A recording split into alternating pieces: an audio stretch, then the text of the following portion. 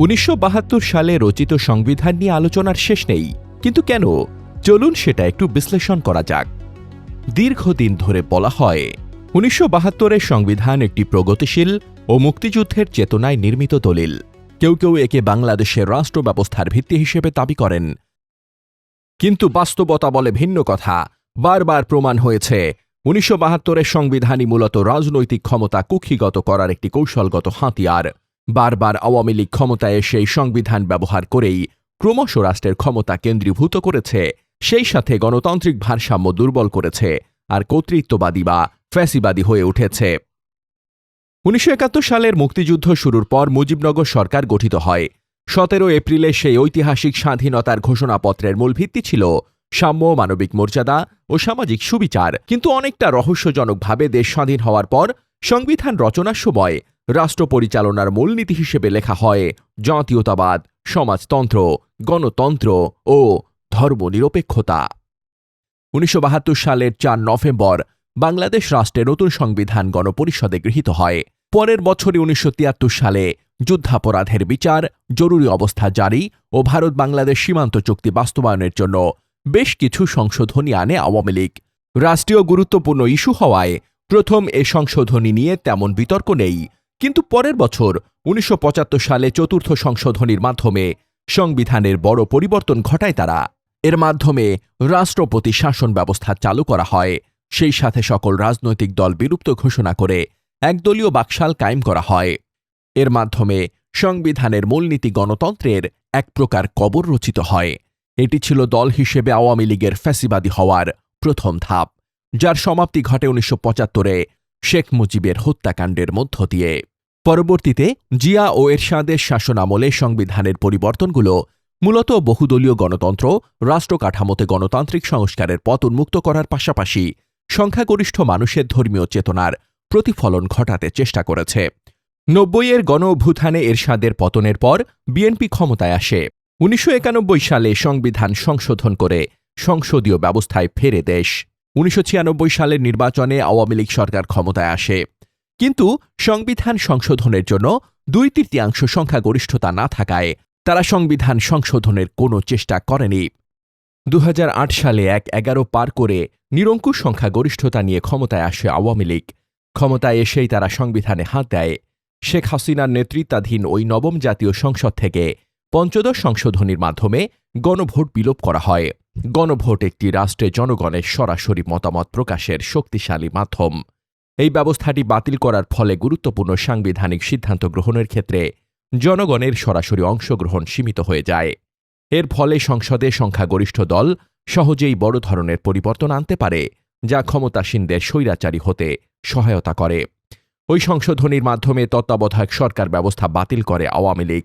তত্ত্বাবধায়ক সরকার ব্যবস্থা ছিল শান্তিপূর্ণ ক্ষমতা হস্তান্তরের সবচেয়ে গ্রহণযোগ্য সমাধান। পঞ্চদশ সংশোধনীর মাধ্যমে এই ব্যবস্থা বিলোপ করা হলে সুষ্ঠু ও নিরপেক্ষ নির্বাচনের পথ সাংবিধানিকভাবে বন্ধ হয়ে যায়। এরপর ভোট মানে শুধুই আনুষ্ঠানিকতা। দলীয় প্রভাব খাটিয়ে প্রার্থীবিহীন নির্বাচন, রাতের ভোট ও ডামি নির্বাচন হয়। ভোট না, এ যেন জোর করে ক্ষমতায় টিকে থাকা হাসিনার ফ্যাসিবাদ। ওই পঞ্চদশ সংশোধনী বাংলাদেশের সংবিধানকে আরেকটি পরিচয়গত সংকট বা দ্বিধার মধ্যে ফেলে দেয়। সংবিধানে আল্লাহর ওপর আস্থা ও বিশ্বাসের বদলে ধর্মনিরপেক্ষতা পুনঃস্থাপন করে 72-এর সংবিধানের মূলনীতি ফিরিয়ে নিয়ে আসা হয়। যদিও দেশের সংখ্যাগরিষ্ঠ মুসলমানদের ক্ষোভ নিয়ন্ত্রণ করতে রাষ্ট্রধর্ম ইসলাম সংবিধানে রেখে দেওয়া হয়। ফলে সংবিধানের মধ্যে একটি মতাদর্শগত দ্বৈততা লক্ষ্য করা যায়, কারণ এর মাধ্যমে একদিকে যেমন ধর্মনিরপেক্ষতা পুনঃপ্রতিষ্ঠা করা হয়েছে, অন্যদিকে রাষ্ট্রধর্ম ইসলাম বহাল রাখা হয়েছে। সেই সাথে সংবিধানের সূচনায় বিসমিল্লাহ অক্ষুণ্ণ রাখা হয়। এটিও ছিল আওয়ামী লীগের একটি রাজনৈতিক কৌশল, মুসলিম সেন্টিমেন্ট আর ধর্মনিরপেক্ষতা দুকুল রাখার চেষ্টা। এই সংশোধনীর মাধ্যমে সংবিধানের মৌলিক কাঠামো পরিবর্তনের সুযোগ সীমিত করা হয়, যার ফলে শেখ হাসিনা সরকার সংবিধানকে ঢাল হিসেবে ব্যবহার করে আজীবন ক্ষমতা পাকাপোক্ত করার ব্যবস্থা করে ফেলে। এছাড়া ষোড়শ সংশোধনীর মাধ্যমে উচ্চ আদালতের বিচারপতিদের অপসারণের ক্ষমতা সংসদের হাতে দিয়ে দেওয়া হয়।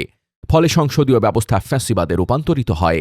আরেকটি বিতর্কিত বিষয় হল সংবিধানে শেখ মুজিবুর রহমানের প্রতিকৃতি সংযোজন। এর মাধ্যমে নিরপেক্ষ রাষ্ট্রীয় দলিলকে দলীয় প্রতীক দ্বারা প্রভাবিত করা হয়।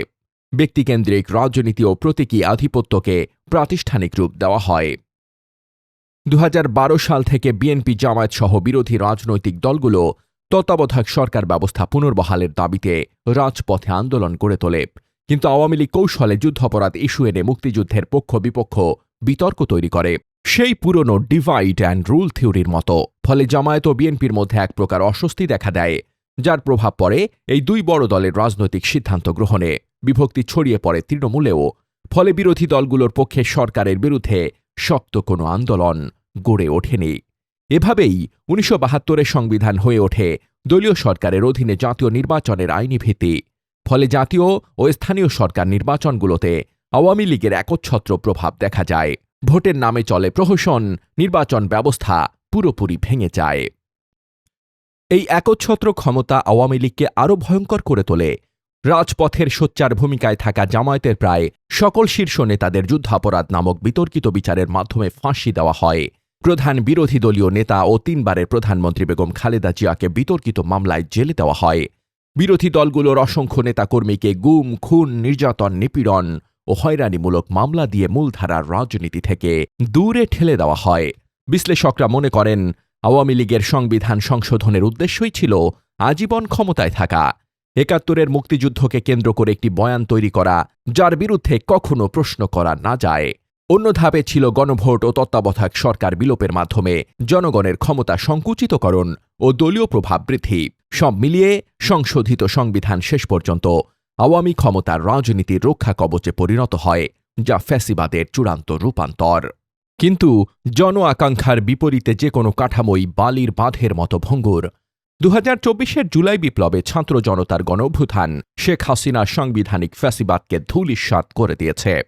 এই পতনের মধ্য দিয়ে সূচিত হয়েছে এক নতুন বাংলাদেশের যাত্রা। মানুষ এখন বিগত আমলের রেখে যাওয়া ফ্যাসিবাদী ব্যবস্থার বিলোপ চায়, একটি বৈষম্যহীন, সফল এবং অর্থবহ গণতান্ত্রিক রাষ্ট্র বিনির্মাণের স্বপ্ন দেখে। জুলাইয়ের এই রক্তস্নাত বিজয় কেবল একটি সরকারের পতন নয়, বরং এক নতুন রাজনৈতিক ও রাষ্ট্রীয় বন্দোবস্তের অঙ্গীকার, যেখানে জনগণই হবে সকল ক্ষমতার মূল উৎস।